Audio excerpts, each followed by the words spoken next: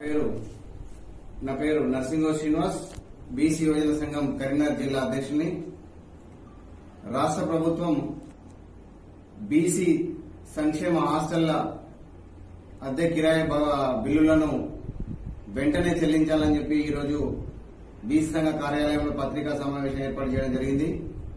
గత 3 సంవత్సరాలుగా అద్దె భవనాల్లో కొనసాగుతున్నటువంటి సంక్షేమ హాస్టళ్ల బిల్లులను చెల్లించకపోవడం వల్ల భవన యజమానులు సంక్షేమ హాస్టళ్లపై ఒత్తిడి తీసుకొచ్చి ఖాళీ చేయాలని చెప్పేసి వాళ్లను కోరడం జరుగుతోంది.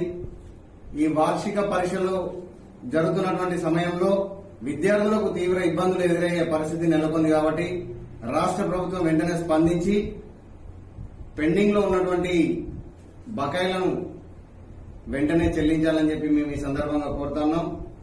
గత 5 నెలలుగా డైట్ ఛార్జీలు కూడా పెండింగ్ లో ఉన్నాయి. వాటిని కూడా వెంటనే విడుదల చేయాలని చెప్పి మేము ఈ సందర్భంగా కోరుతా ఉన్నాం.